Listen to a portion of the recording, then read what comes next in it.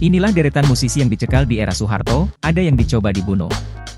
Soeharto merupakan Presiden RI dengan masa jabatan terlama yakni 32 tahun. Selama 32 tahun berkuasa, ada beberapa kebijakan Soeharto yang menuai pro dan kontra di kalangan masyarakat. Kebijakan Soeharto yang kontroversial di masa Orde Baru diantaranya adalah pemberedelan media massa dan mencekal para penyanyi yang memberikan kritik pada pemerintah.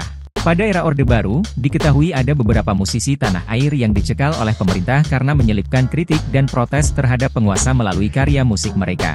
Dilansir dari tribuntrends.com Rabu, 28 Agustus 2024, berikut ini deretan musisi atau penyanyi yang pernah dicekal pada masa Orde Baru era Presiden Soeharto.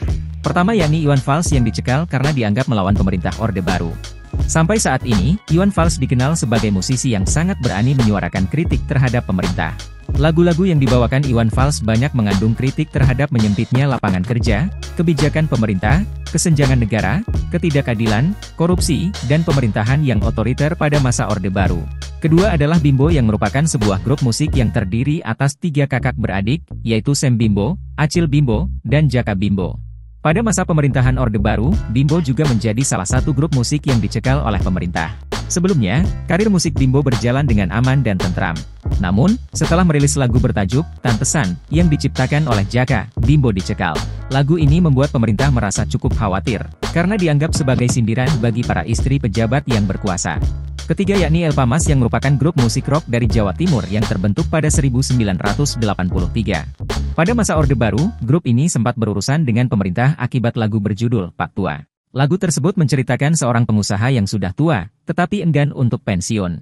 Oleh pemerintah Orde Baru, klip lagu tersebut dilarang tayang di televisi karena liriknya ditujukan pada Presiden Soeharto. Dan yang keempat yakni Rhoma Irama.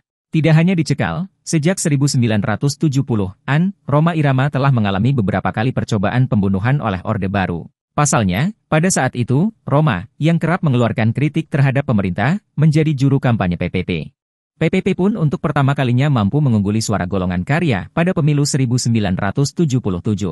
Selain itu, Rhoma Irama selalu diwaspadai pemerintah Orde Baru karena tidak sedikit lirik lagunya yang memuat kritik. Salah satunya lagu berjudul Judi, yang diciptakan untuk mengkritik pemerintah yang melegalkan judi. Akibatnya Rhoma dan Soneta Group tidak diizinkan tampil di stasiun televisi milik pemerintah.